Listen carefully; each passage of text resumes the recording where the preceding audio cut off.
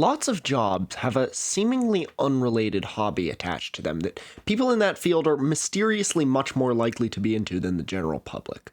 I've heard doctors disproportionately love cycling. Apparently, tech bros are really into rock climbing.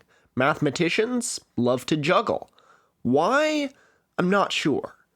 A long time ago, by the standards of my upload schedule, I did an episode about Graham's number, popularly but inaccurately considered the quote-unquote biggest number with a real mathematical purpose. Graham's number was discovered, invented in a proof by Ronald Graham, who was not only one of the most influential American mathematicians of the 20th century, he was also the president of the International Jugglers Association. My late grandfather, the original Tor Parsons, was a mathematician too, notable enough in the world of graph theory to have a 2-sentence Wikipedia page that hasn't been updated in years, and when I was working on that episode, I asked my dad, did my grandfather know Ronald Graham? To jog my dad's memory, I said he was the mathematician who juggled. I did eventually establish that, yes, the mathematician Torrance Parsons knew Ronald Graham well and collaborated with him a bunch of times, but calling Graham the mathematician who juggled didn't narrow anything down. It would have been easier for my dad to name the mathematicians he'd met who didn't juggle. My dad is a very talented juggler himself. I remember when I was very young being kicked out of P.F. Chang's because he was juggling the plates. Although he tells me this didn't happen, and the way he remembers it is that I dared him to start juggling the plates. He briefly did, and then stopped because he was worried we'd be kicked out, which caused me to have an autistic meltdown that did get us kicked out. Either way, I don't think my grandfather juggled, but he hung out around enough math people who did that my dad, who is not a mathematician, got the juggling bug. Another accomplished juggler in the math world was one Claude E. Shannon, who often did his juggling while also riding a unicycle. If you have a friend who can do that, that's probably the main thing they're known for. Not so for Claude E. Shannon, who is one of the few people who can be said to have invented an entire field of study. In 1948, Shannon wrote a paper that introduced the idea of information theory.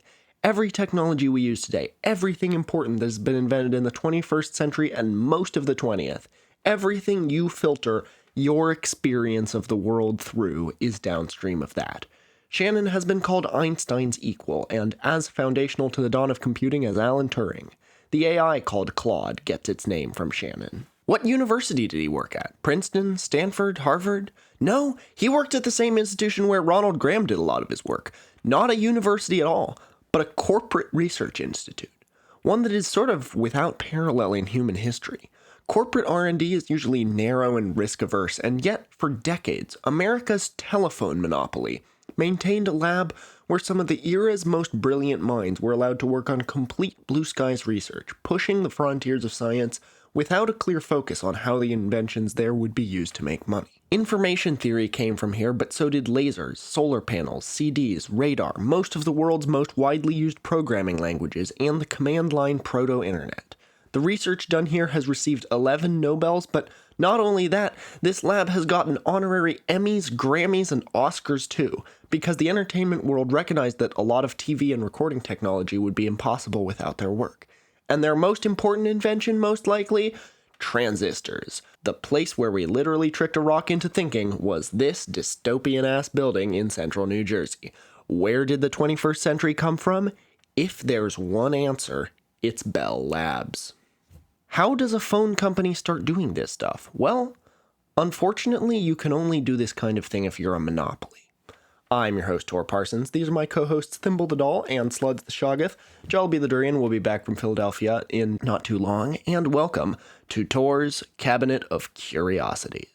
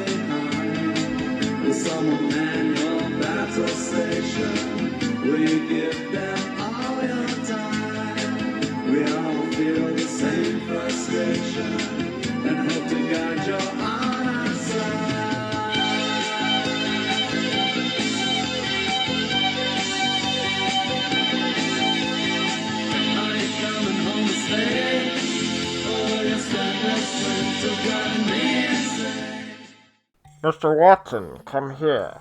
I want to see you. Not right now, Mr. Bell. I've got a pretty cool invention I want to show you. What? I've literally just invented the telephone. This is a big deal. No, you didn't. What about Elisha Gray? And Amos Dolbear? And Philip Reese? All those guys invented the same thing before you. I've never heard of any of those people, and I bet my phone works better. Okay, maybe you're right, but let me show you what I've invented. It's called a VPN. Stands for Virtual Private Network. If you want to look at content online that's blocked in your country by the government or by your internet service provider, you can set your location to somewhere else and they'll be none the wiser. You know how much it sucks when your favorite show gets taken off Netflix? Well, no matter what you want to watch, it's probably still on Netflix in another country, so you can set your VPN to a server from there and watch it. Or you can just use your VPN to confuse data brokers and insidious ads about your real location, because you don't want those creeps on the internet to know where you are all the time, right? None of that makes the slightest amount of sense to me. What is a Netflix? I think you're gonna have to do some more inventing, Mr. Bell. Thanks to everything invented at Bell Labs, we have the panopticon of the internet. But also thanks to everything invented at Bell Labs, we have VPNs to shake them off our tail. Right now, you can get a VPN for next to nothing from Private Internet Access, PIA. With servers in 91 countries, coincidentally the exact same number of countries Jollibee the Durian is classified as a lethal weapon in, PIA offers the most coverage, most security, and most cross-platform reliability of any VPN. They do it all. They work in every country I've ever visited. Yes, that one too. By using my link in the description, piavpn.com/TorsCabinet, you can get 83% off on private internet access. That's just $2.03 a month, and you also get 4 extra months completely for free.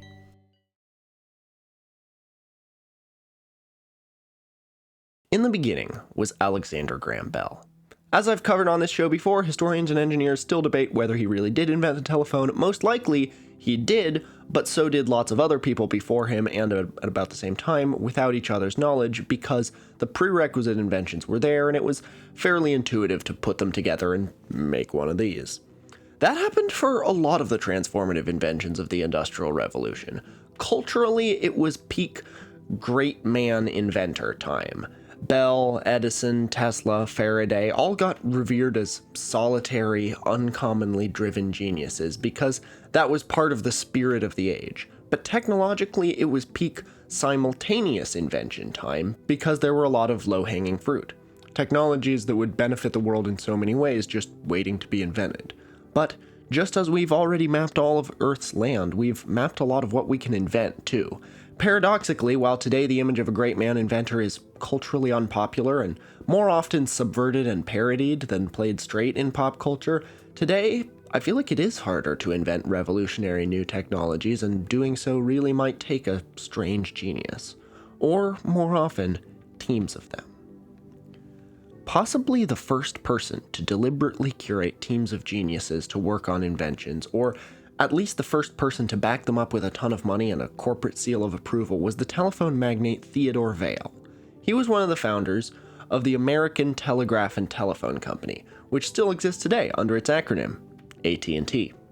After leading the company for just 2 years in the 1880s, he retired to go travel the world, but 20 years later, in 1907, he returned to the role of president of AT&T, believing that the company was being mismanaged.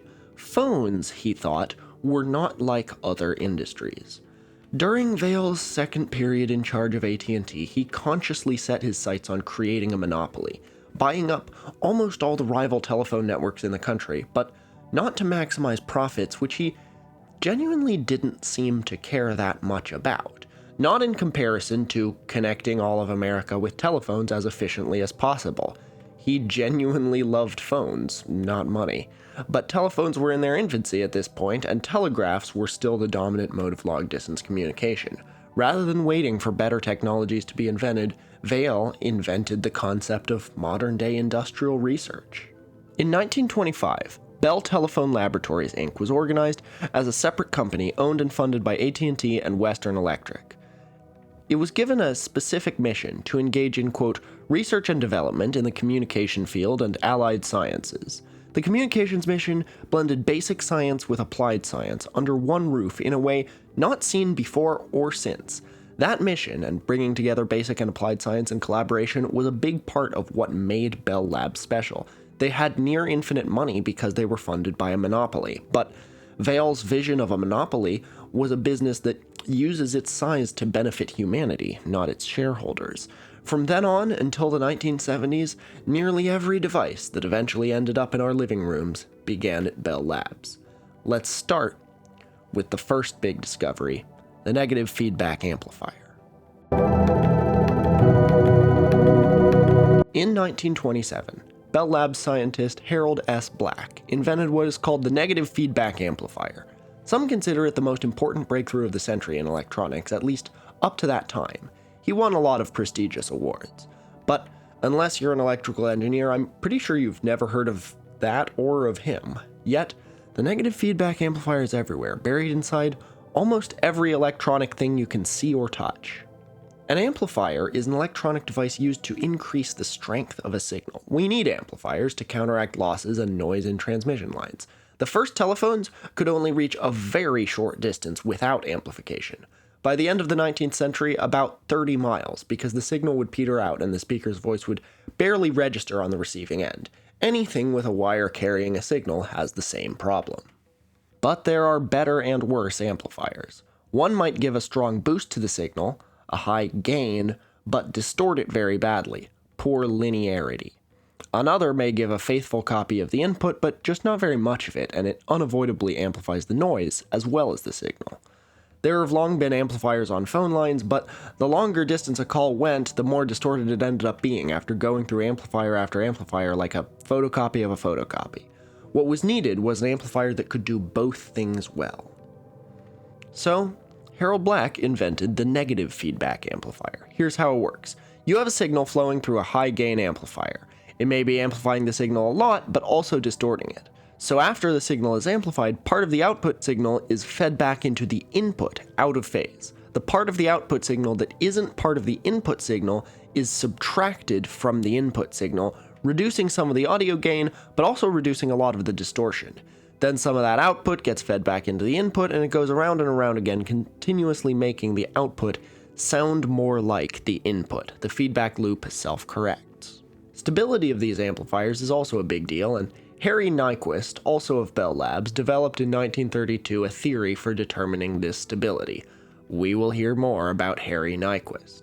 A lot of people there had long and distinguished careers and made multiple important contributions.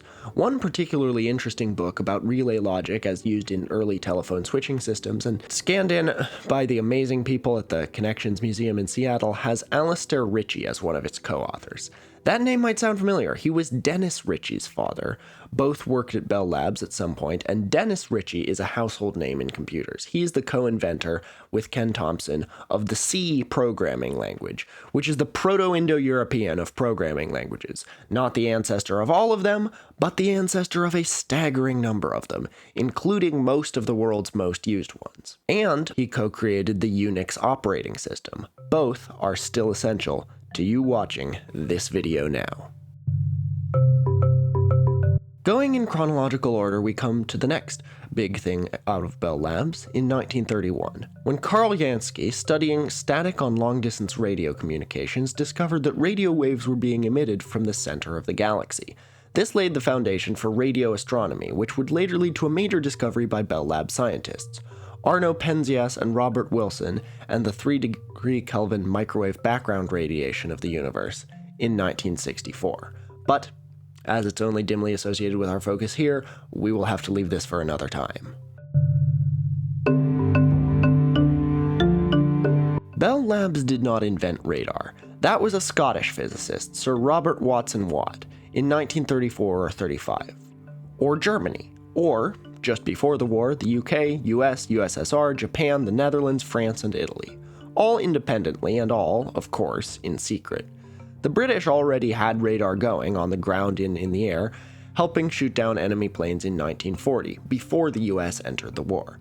But Bell Labs and the MIT Radiation Laboratory were major contributors. The U.S. Naval Research Laboratory had approached Bell Labs in 1937 to devise improved radar devices and had Western Electric make them, with the factories in Britain being rather oversubscribed just then.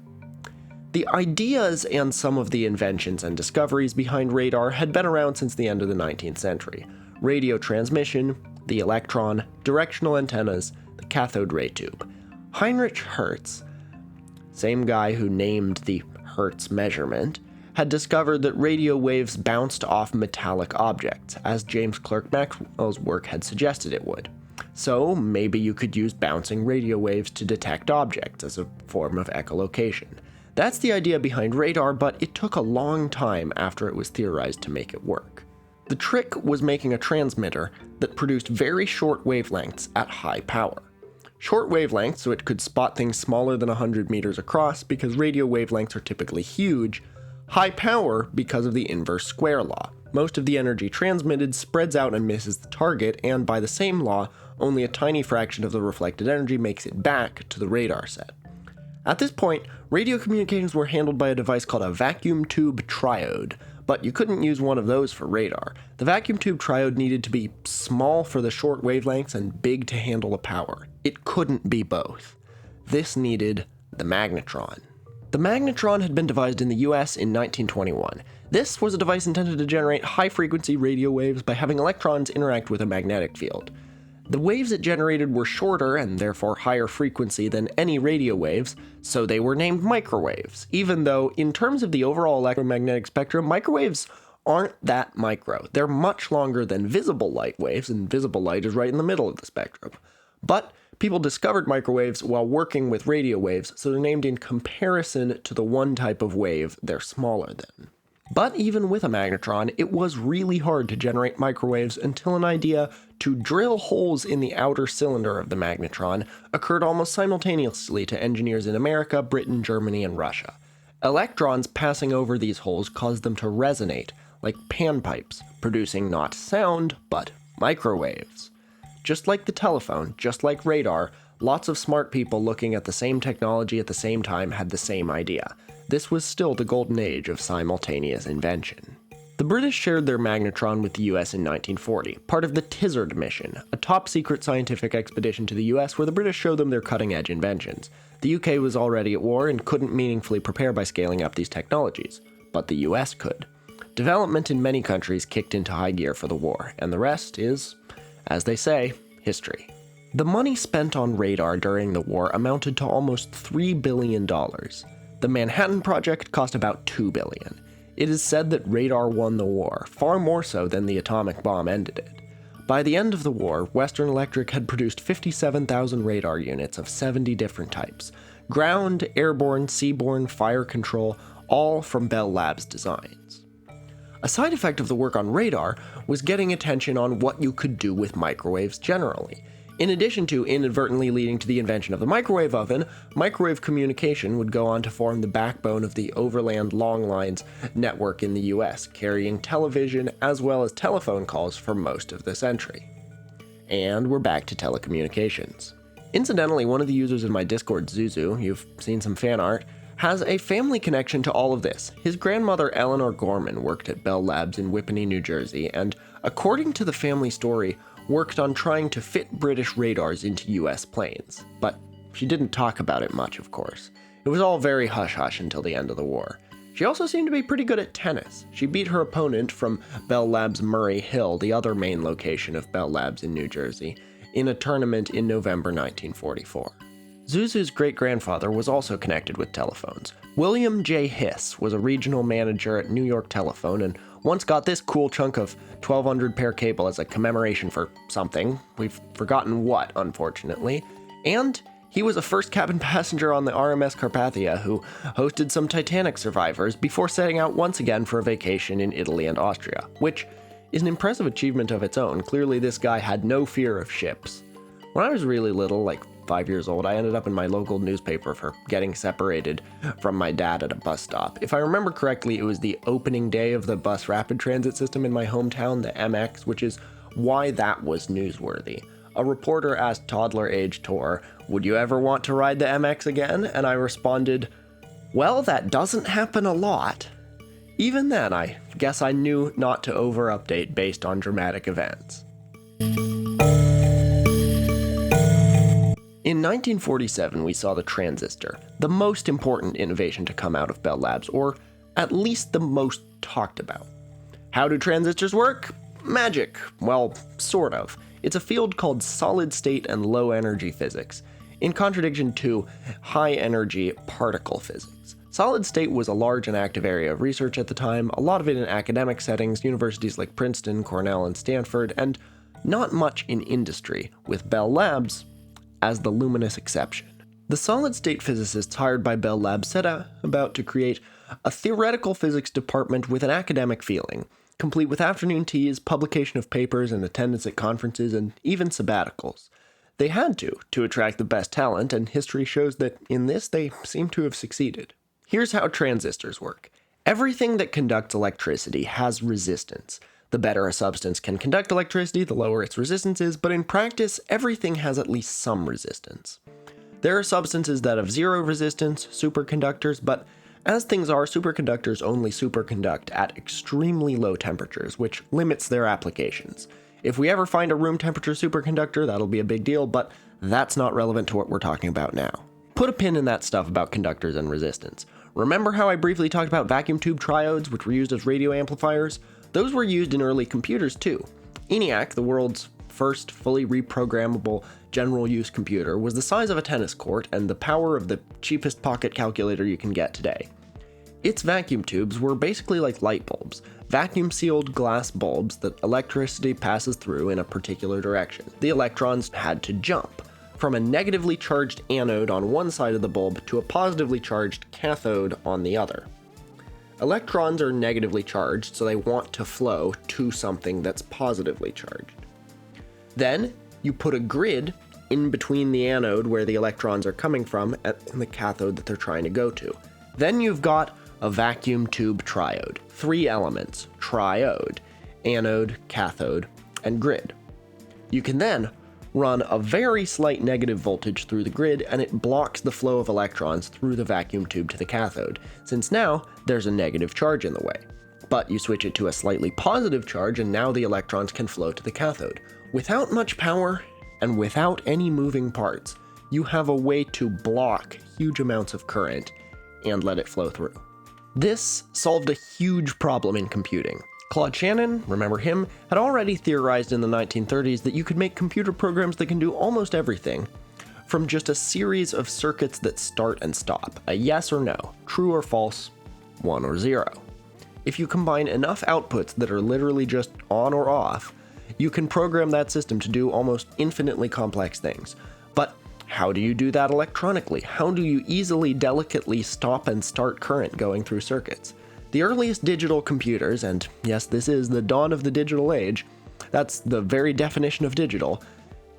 The earliest digital computers just had physical gates that opened and shut, letting current flow through or not. These were loud and bulky even compared to vacuum tubes, and they overheated and required a lot of maintenance. This wasn't tenable. Then you have a vacuum tube, and now you can direct all this current to stop and start without any fiddly moving parts. It's kind of like, imagine you have an incredibly wide highway, like 20 lanes all going the same direction, and you need to be able to make all the traffic start and stop at the same time. The way you do that is by putting in a drawbridge. Sometimes the road folds up and the traffic has to stop, but that's impractical. It takes a lot of energy lifting up such a wide road like that, and you need something smaller and less invasive. So you just install some bollards that come rising up out of the road and retract to let the traffic through. There.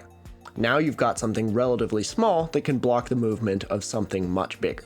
Line up enough of those vacuum tubes in parallel. ENIAC had 18,000 of them, and you can have some complex outputs. ENIAC was built in 1945 at UPenn in Philadelphia and was the most advanced computer the world had ever seen, but it was still huge and guzzled absurd amounts of energy. There's an apocryphal quote from around this time attributed to the then CEO of IBM, Thomas Watson, where he said, "I think there is a global market for maybe 5 computers." Origin of this quote is murky, and it's probably a misrepresentation of a claim Watson made in the 1950s, where he talks about how he showed their plans for a cutting-edge computer to 20 businesses expected only about 5 of them would be interested, and was pleasantly surprised to receive interest from 18 of the 20. But that was later down the line, for as revolutionary as ENIAC was at the time, it was easy to believe that there was a global market for maybe 5 of these bulky, energy-heavy devices. To really build computers at scale, you needed to make the on-off gates, the vacuum tubes, or whatever replaced them, even smaller. Much smaller.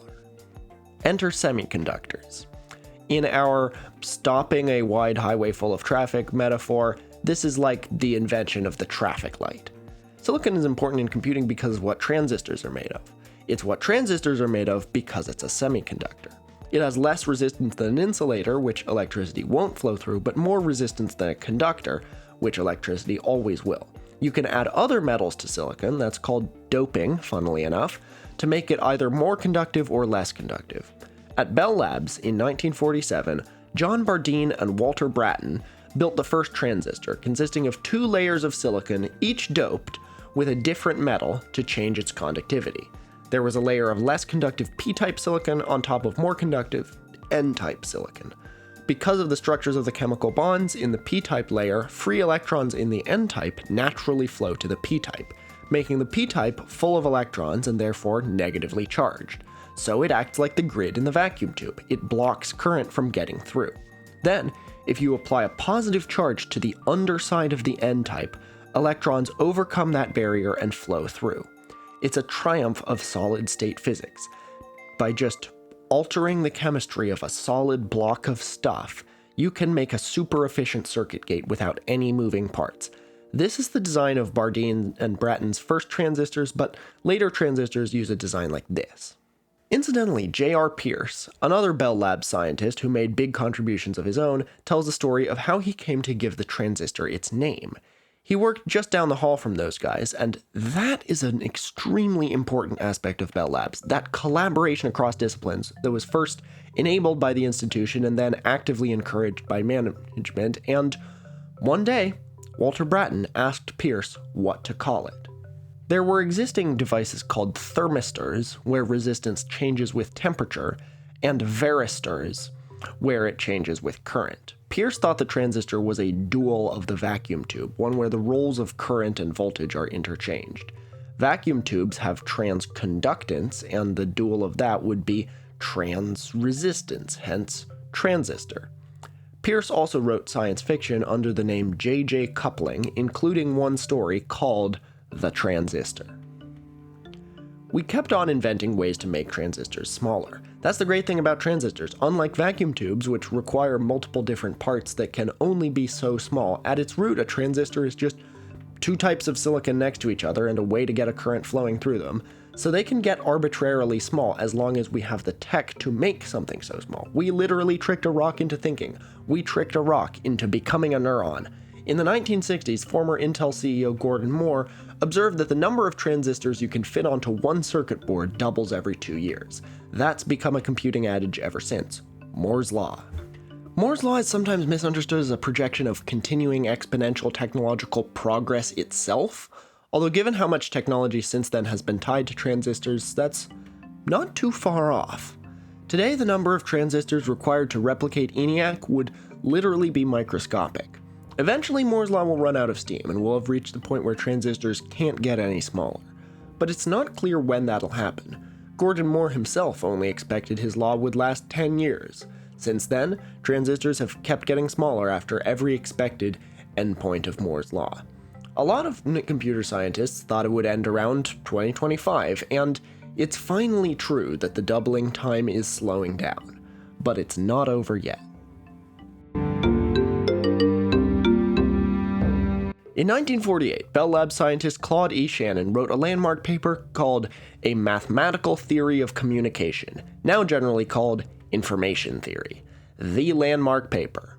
Now we're getting somewhere. This is probably the biggest thing on our list, and the least tangible and least comprehensible to an ordinary person, and yet the most fundamental to everything about computers and communications. Shannon 1948 is necessarily a mathematical theory. J.R. Pierce, remember him, in his 1961 book about it, says that even describing it to a general audience without any advanced math would be like rhapsodizing about a great composer but not playing any of the music. Perhaps then I might extend this metaphor by saying, it's like if aliens wanted to introduce us to the music of one of their great composers, but it's all in frequencies that are inaudible to the average human ear. Except those aliens are human mathematicians. Or Hungarians. But we must make an attempt, here on this channel. We can only hope to summarize it and try to measure the length of its shadow. Ultimately, Shannon 1948 was about noise. Signals and noise and information content. It defines and uses terms like the message, the input and the output of the system, the thing being communicated, the signal, which is an encoding into symbols done by the transmitter and undone by the receiver to reproduce the message at the other end. Rather quaintly, it cites Morse code as an example. The message is the letters and spaces of words, and the symbols are dots and dashes and the spaces between them. The channel, which might be discrete, as in Morse code, continuous, as in analog television, or a mixture, is what conveys the signal from the transmitter to the receiver. The receiver hears the signal plus, unfortunately, inevitably, noise. The channel has a certain capacity to transmit information, and it is the information content of the message that is most characteristic and defined here. It is a measure of uncertainty. If a source always sends the same thing over and over, it's not a surprise to the other end, and therefore, there is no communication, strictly speaking. The bigger the surprise, the more information. You'll also see the word entropy as a synonym for uncertainty. It's analogous to the entropy of statistical mechanics, physics. There is, of course, a great deal more depth. We can now try to summarize the whole thing with this. Shannon 1948 permits us to analyze any communication system's capacity to hold information and to state it in terms of bits per second. And that permits us to compare the capacities of any two communication systems, no matter how different they are in detail. This ability to compare in equivalent units has been essential to communication systems engineering ever since. Shannon 1948 exists at the intersection of electronic engineering, mathematics, statistics, computer science, neurobiology, physics, and electrical engineering. It's even been applied to psychology and art. That is a long shadow indeed. It also spawned a whole discipline of information theory, with a society, journals, and conferences continuing to this day. Shannon 1948 was and is a very big deal. There's a reason we call the time since then the Information Age. I've thrown these terms around a little so far, so let's ask two questions. What is analog? What is digital? That which seems digital is truly analog, and that which seems analog is truly digital. Let me explain. First, the difference between the two. I think most people can tell the difference between a device that's analog and something that's digital, but if you ask them to define that difference, it would probably be something like the one that's more technologically advanced is digital, or digital things use computer chips, analog things don't. I've heard of ENIAC being called an analog computer because it used vacuum tubes as opposed to transistors. It was not. Vacuum tube computers were digital too. Digital things, whether transistors or vacuum tubes, have two functions, on or off, a yes or no, 1 or 0. Combine the ones and zeros and you get more complex patterns that the whole world runs on. Analog things have a continuous distribution of functions that can vary much more than just 1 or 0. Analog means it's not a binary. Nobody ever says this, but technically telegraphs are digital, since they form complex messages out of just two outputs, dots and dashes. You can easily simulate Morse code with ones and zeros. And then, when telegraphs were replaced by telephones, now the analog technology carrying a complex sound waveform through the wire was the more technologically advanced one.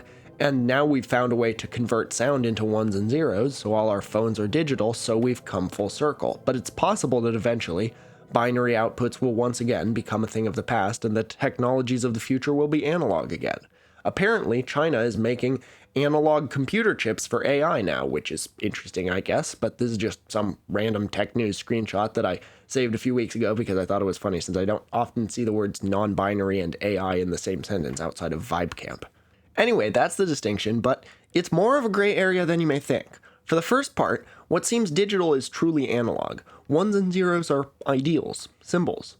But in a digital computer or communication system, they are implemented by concrete things, voltages and currents and stored electric charge. The nice schematic diagram of a digital electronic circuit conceals the reality. That's what schematic means. In there is a menagerie of transmission lines and transients, delays, and rise times. If you fail to sprinkle your digital circuit with enough decoupling capacitors in the right places, your ones and zeros won't behave the ways you expect. It only seems digital until you look closer. Yet, electricity itself, even considered as a continuous analog wavy thing, rests on a foundation of electrons, which are quite discrete and individual. You can count them. A certain number of them going by in a certain time defines a unit of current. The ampere is 1 coulomb per second, and a coulomb is a very large but nevertheless integer number of elementary charges. So it only seems analog until you look closer. Beneath that, we get into the question of just what is an electron and where is my electron, and that's quantum mechanics, where X is truly Y breaks down. It's where classical mechanics breaks down. We won't get any deeper into that here. The more you get into quantum definitions of stuff, you just get to pointing Spider-Man. Shout out to pilot wave theory, though. That one is staggeringly intuitive.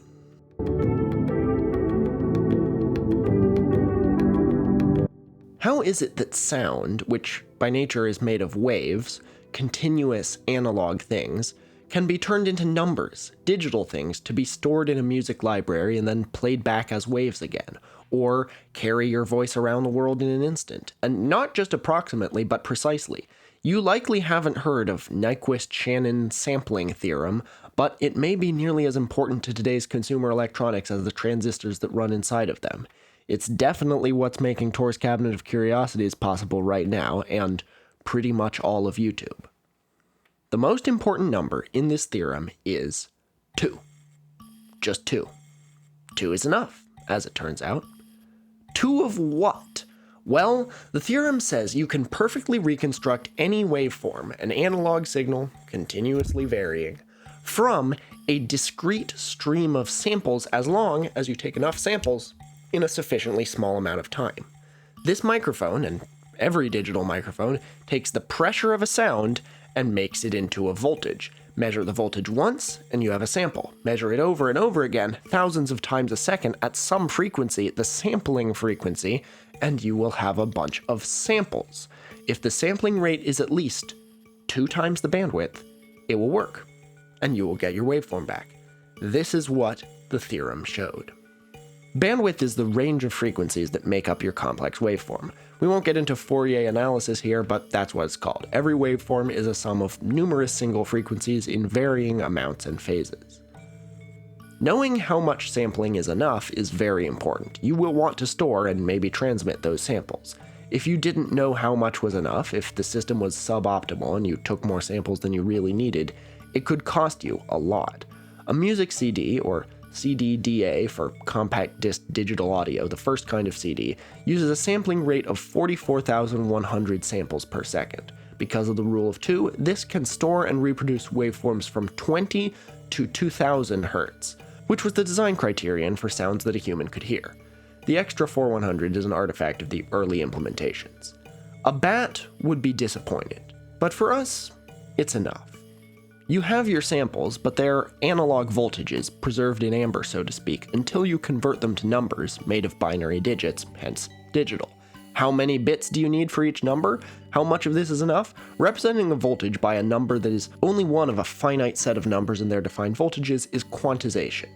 It necessarily introduces some amount of error, quantization noise, because your sample probably isn't at exactly the voltage for that number. You won't be getting quite your perfect waveform back, after all, if you digitize it, but you can approximate it as closely as you need by using wider numbers, numbers with more binary digits, more bits. An 8-bit number can be one of 256 different values, 2 to the 8th power. Early video games used what we now class as 8-bit sound because it was all they could realistically afford with limited and costly memory. You can hear the quantization noise. It's part of the charm at this point in history.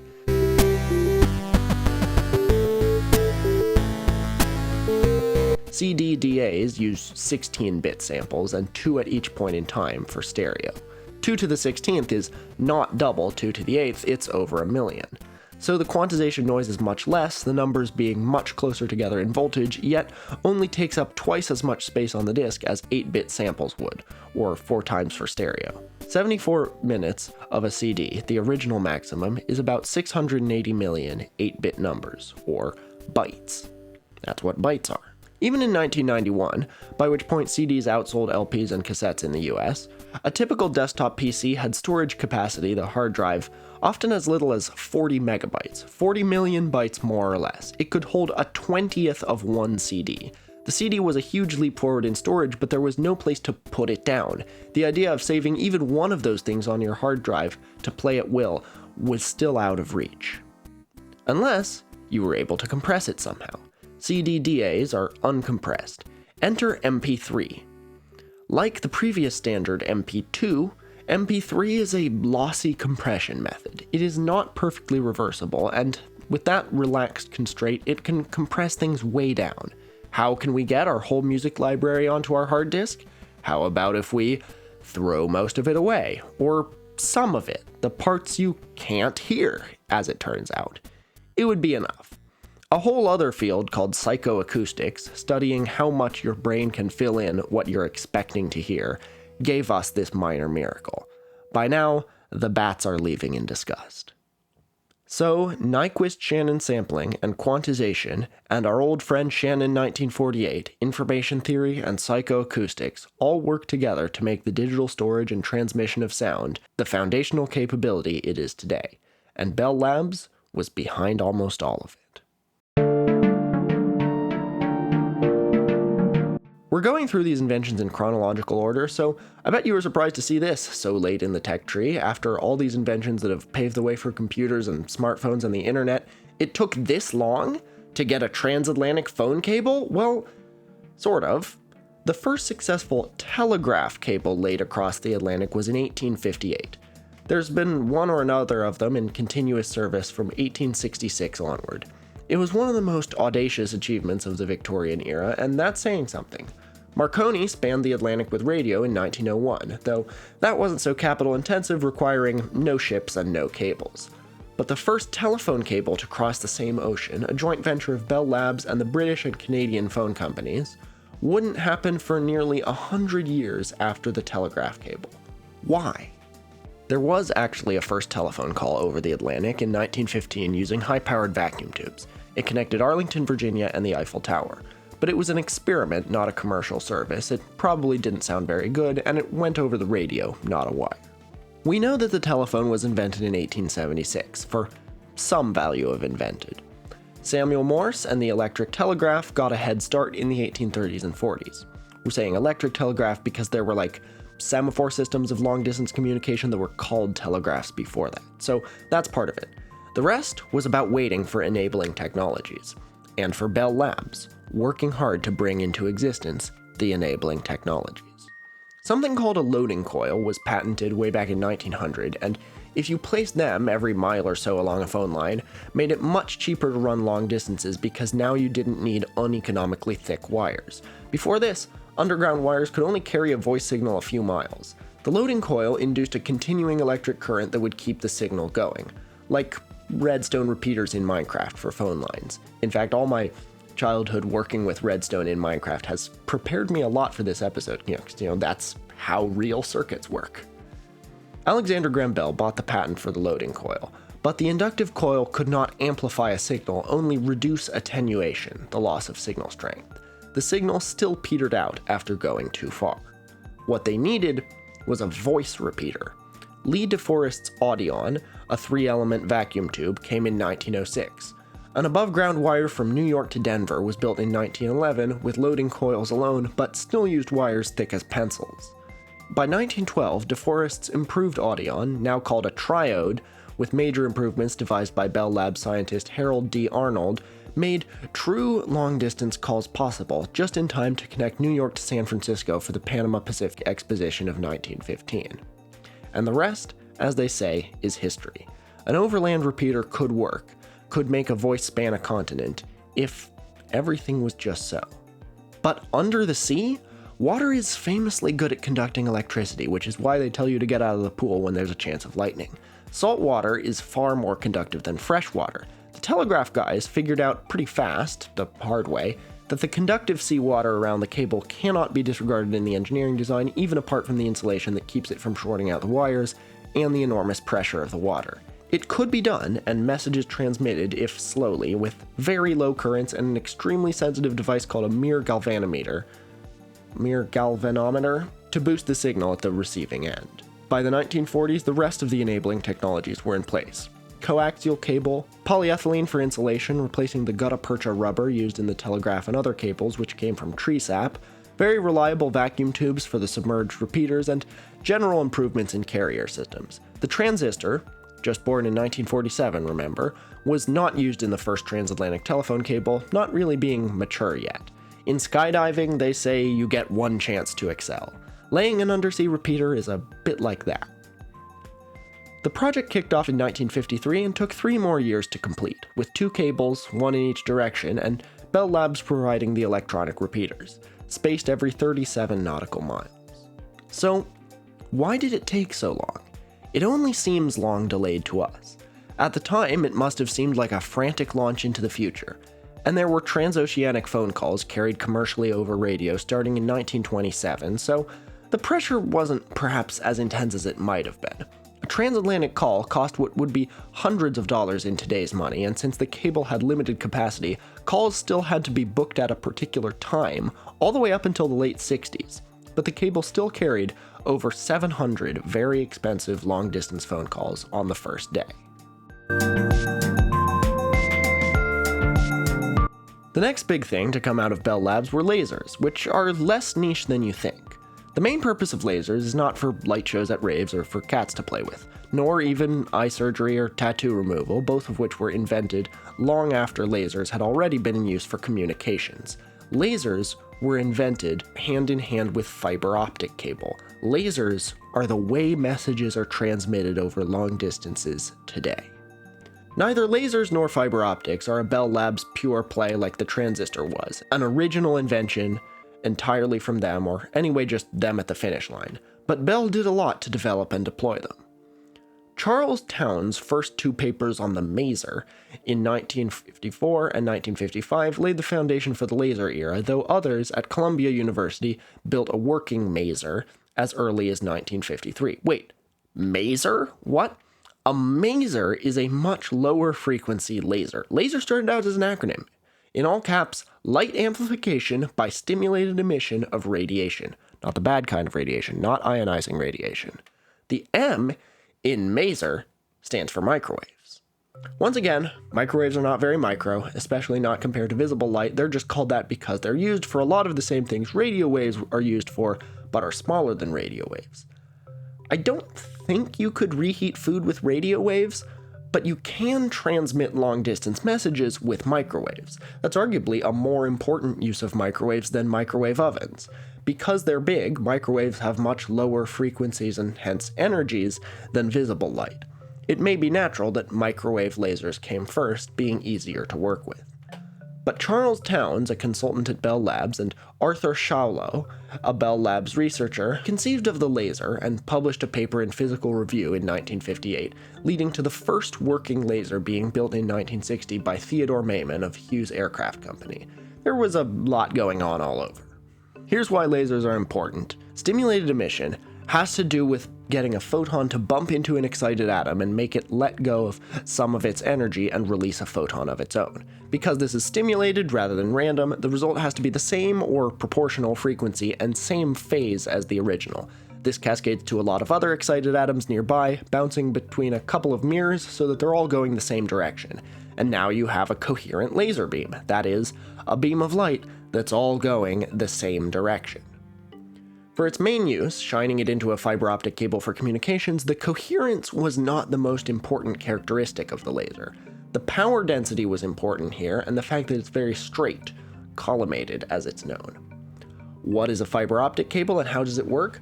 Fiber optics are the main technology international communications are built on today, and they're cables that, instead of transmitting electricity, transmit light. Information is transmitted through fiber optic cables by a laser at one end, producing a beam of light that ricochets off the insides of the cable, remaining coherent because of the principle of total internal reflection. What, you didn't know that you could transmit messages through light waves? Well, you can transmit messages through radio waves. How is visible light any different? Same process. On fiber optics, we could go way back. Guiding light by refraction, that is, when the direction changes as it goes through a different substance, was known in Paris in the 1840s, and total internal reflection by 1870. But we will concern ourselves only with the era after about 1965. This is when some researchers in Britain, Charles Cow and George Hockham, at Standard Telephones and Cables, figured out how to get the attenuation way down, to the point that these light-transmitting cables would be useful for long-distance transmission of signals. And we're back to telecommunications again. Attenuation matters. Attenuation hurts.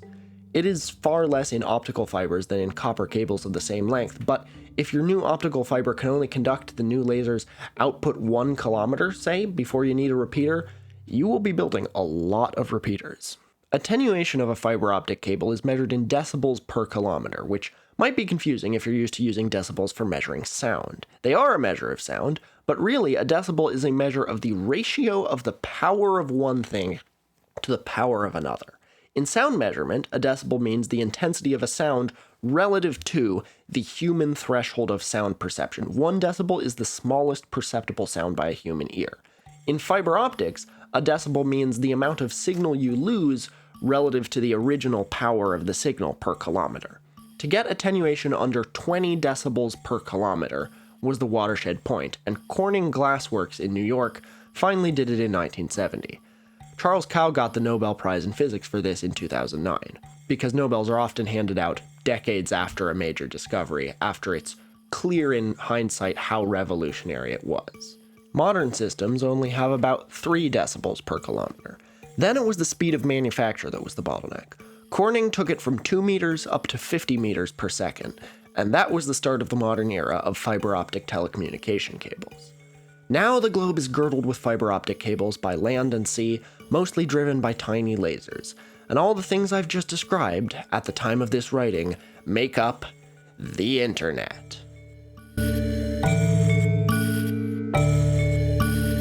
AT&T was one of the few private corporations in the world in charge of a national monopoly of telecommunications. The rest were government PTTs, post, telephone, telegraph. And they are monopolies in their countries, or were, until the World Trade Organization started to encourage privatization of telecommunications in 1997. In the age of cell phones, you can have real competition between phone companies in a way that before, you kind of couldn't. Only one company had put up landlines in your neighborhood, right? Like railroads, another classic example of a natural monopoly that can't really compete like normal companies do, most countries decided that the best course of action was to have the government run the phone monopoly. Of course, not in America. Whether or not Alexander Graham Bell invented the telephone, he did secure basic patents on the telephone after a famous race to the patent office with Elisha Gray, and for 17 years after the court sorted that out, American Bell did have a monopoly of its patents. It acted like you would expect, and was hated for it. I had a situation like this once in Bessarabia, but with the Inter-Arabian phone company, you expect it. Yes, operator? Are you holding? Yes, I'm still holding. Thank you. You know, the one thing that I learned from my patients, they all hate the phone company. It's interesting, even the stockholders of the phone company hate the phone company. I know. Bedouins hate the phone company. By the way, patents give the inventor that limited monopoly to encourage innovation, but it's not entirely a one-sided deal. You have to disclose the details, unlike in a trade secret, and you have to agree to license the invention to other users on reasonable terms. Words like reasonable there are why we have civil courts and lawyers.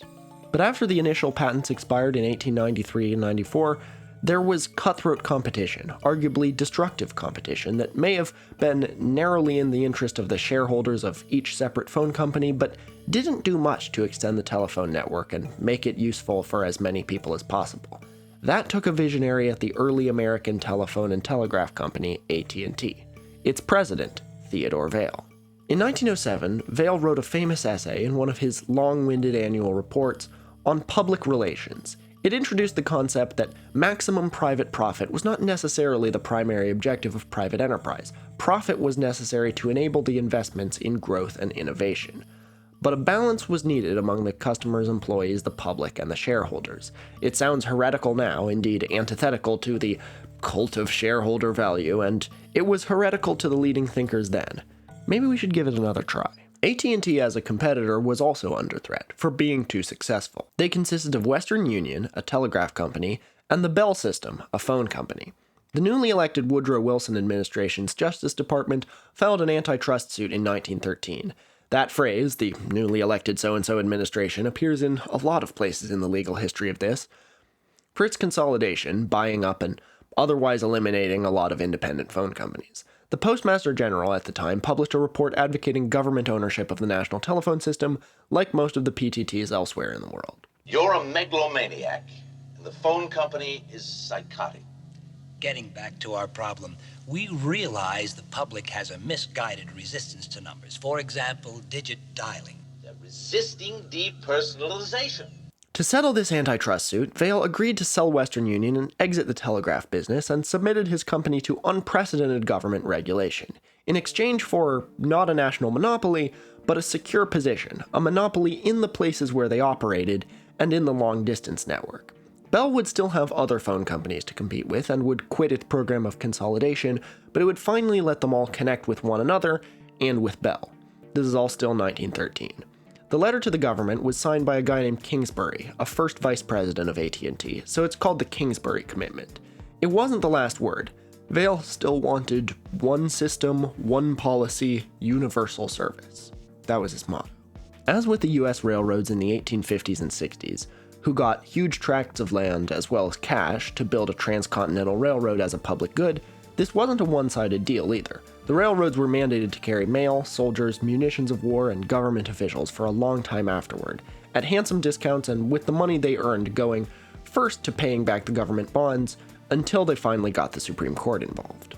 So, AT&T got a guaranteed rate of return on investment, but it had to provide a universal service as a public good, at regulated rates, price controls, and many places cost more money to provide it than they would ever bring in. That is the essence of cross-subsidy. The excess money from the concentrated urban areas funded the network to cover the sparse rural areas. Until it didn't, but we'll get to that. By 1925, when Bell Labs was set up at its current location, AT&T looked like this, and would until 1983.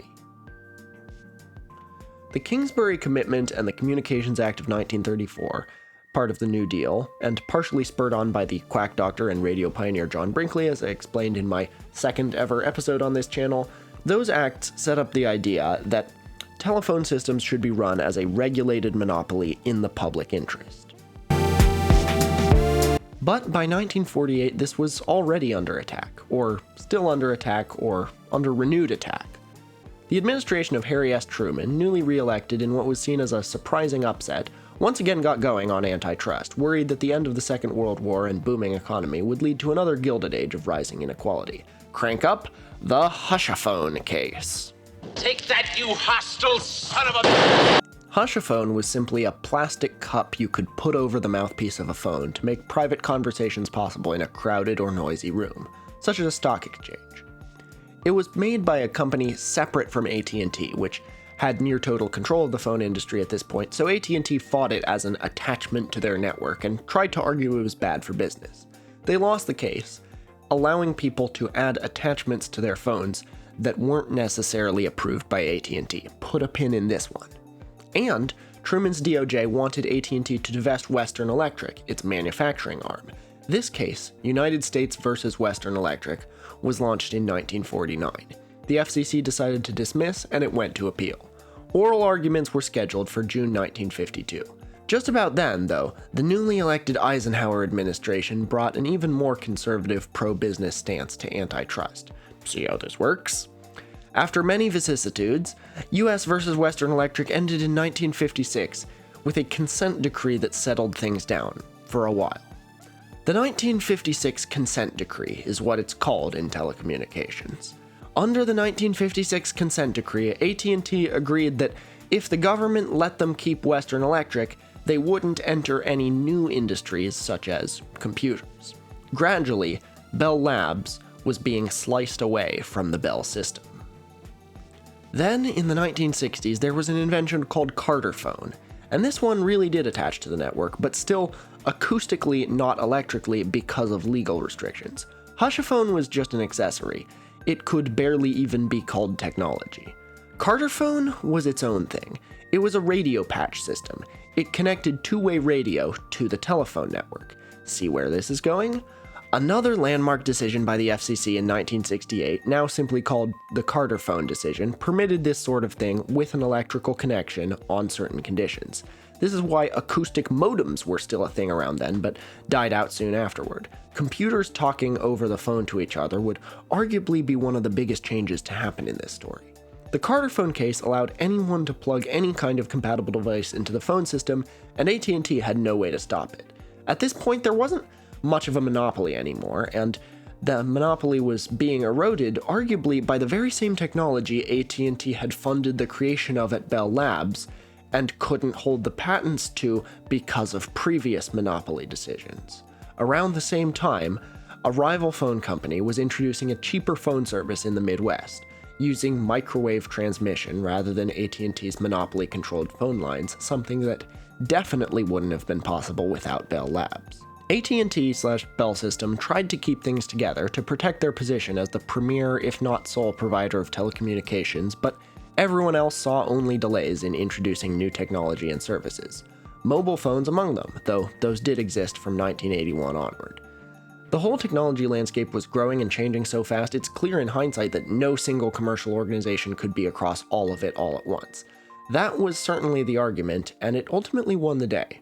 In 1982, after a years-long legal battle launched by the Carter administration and somewhat more surprisingly not stopped by the new Reagan administration, AT&T's Bell system was broken up into 7 smaller phone companies for different areas of the US, nicknamed the Baby Bells. The genie was out of the bottle for good. Competition was introduced into telephone systems, even at the local level. The courts forced the telcos to lease out their wires to their competitors. And long distance, something like power generation and transmission in our day, was wide open.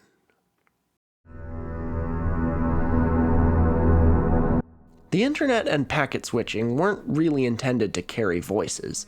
The Bell system worked very hard to engineer circuit switched networks for that to guarantee the quality and the circuit switched networks to carry the packets, but that's where we ended up. With the breakup of the Bell system, the 1956 consent decree was revoked and AT&T was free to enter the computer business, but quit after a few years because the computer business is too competitive.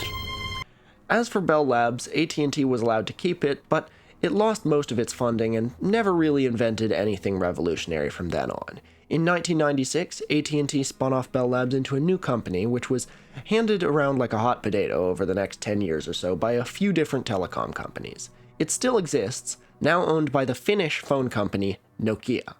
They certainly aren't at the cutting edge of science and technology anymore, as evidenced by the fact that, well, when was the last time you saw someone use a Nokia phone? Shout out to Finland, though. I do love Finland.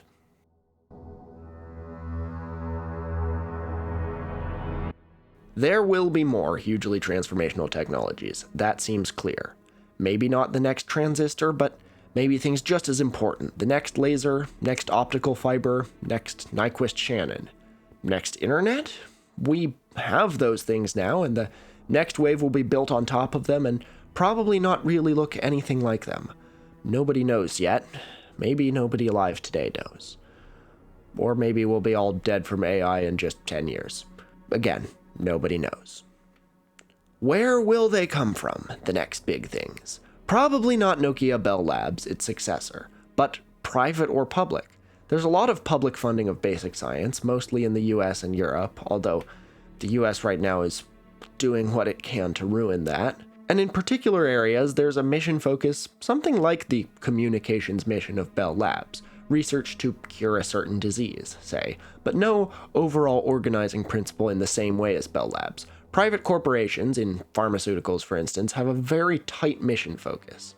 As they should, but are they doing the basic science like that, which ultimately led to the greatest innovations of the 20th century? Is it necessary anymore? Is it possible? And where in the world will the next big things come from? The US, as before for many of them? Is China ready to set up a Bell Labs of their own? They have the resources, most of it new since 1983. Do they have the same vision, the political will? How will their biases and priorities shape the outcomes this time? I think they wish they could have their own Bell Labs, but who would fund it? China is becoming a great scientific power today on the back of a government-supported push to publish lots and lots of studies, regardless of quality. Some of them are good despite that. But in most domains, Chinese technology is still behind American tech, and most of China's best scientists want to go work in the US or Canada. Starting a single centralized lab that attracts all the best minds in different applied sciences is a decent idea that I'm not sure has occurred to anyone in the Chinese government. There may have never been a greater confluence of innovation in lots of different fields at once as there was at Bell Labs, and with the low-hanging fruit of innovation now picked, I'm not sure anyone could simply build one again until there's a completely new technological paradigm shift. But if China wants their innovation to overtake America, well, it took a monopoly to make Bell Labs. It may take a dictatorship to create the next best thing. Natural monopolies do exist. How many water pipes come to your house? But beyond those obvious cases, monopolies have always had a fight on their hands. Business always wants a monopoly, just ask JP Morgan or any of several modern exemplars. Monopoly itself was dealt a blow, but hardly defeated in 1983, and consolidation since then has brought us almost full circle. How many mobile phone carriers can you choose from, really, resellers aside? And don't they all suck? Cable TV duopolies were the same only a short time ago, on the argument that the poles and cables in a city were a natural monopoly, but the cities insisted on introducing what looked like competition. Theodore Vail had a vision of something different, almost a weird mirror image of socialism, of a monopoly that uses its size and control to help humanity and has a duty to improve the lives of the public. This is the ethos that originally created Bell Labs. With every new generation of the American telecommunications industry, they strayed ever further from that vision, until they were just another predatory monopoly. But also, the government tolerated having a telephone monopoly for decades on the grounds that they couldn't have produced so many revolutionary inventions otherwise, sometimes explicitly forcing AT&T to innovate or sell their patents or put money into other good causes, other times just doing enough to scare them into taking the socially responsible path. If you're going to have a monopoly, 20th century Americans figured, let it use its size for good. AT&T cannot really be called a good monopoly, but especially once poked and prodded by the government, they became maybe the closest thing. The US public was always uncomfortable with monopolies from the founding of the Republic through Morgan and Rockefeller onward. They tolerated the Bell system, just. But after that, monopoly went underground, reappearing perhaps as oligopoly. We might do well to recognize and regulate it once again. There is a quote by Mark Twain about how innovation progressed in his time, and arguably still does. He says, "It takes 1,000 men to invent a telegraph, or a steam engine, or a phonograph, or a photograph, or a telephone, or any other important thing, and the last man gets the credit, and we forget the others. He added his little mite. That is all he did. These object lessons should teach us that 99 parts of all things that proceed from the intellect are plagiarisms, pure and simple, and the lesson ought to make us modest, but nothing can do that." Nothing invented at Bell Labs can really be credited to one person, but I think everything invented there can be credited to the unique institution of Bell Labs, one where all the frontiers of science converged, where the greatest minds of the era swapped ideas and brought in perspectives from disciplines beyond their own. That's what a university is supposed to be, too. But crucially, Bell Labs scientists were being paid to invent things. Maybe we couldn't create something like that again if we tried, but there are still life-changing inventions waiting in the ether. The most human thing in the world is to ask, are there still frontiers to explore? Well, we'll never know if we don't go out and try to find some. And despite the image of the solitary genius inventor, the solitary intrepid explorer, the way humans discover new things is by bringing each other along with us. The most crucial catalyst to innovation isn't state-of-the-art technology or a dizzyingly high IQ, it's having others you can bounce ideas off of, and maybe juggling pins, too.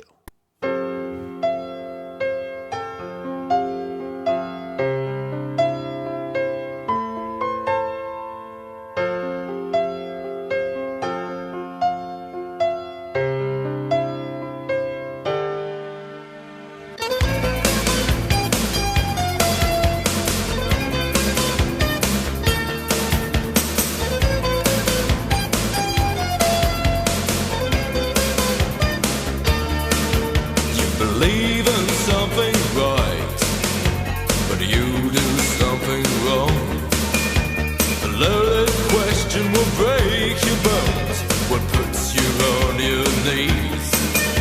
You paint the walls in red, the color of your heart. But the man in grey will get you now. You've got to hide all day.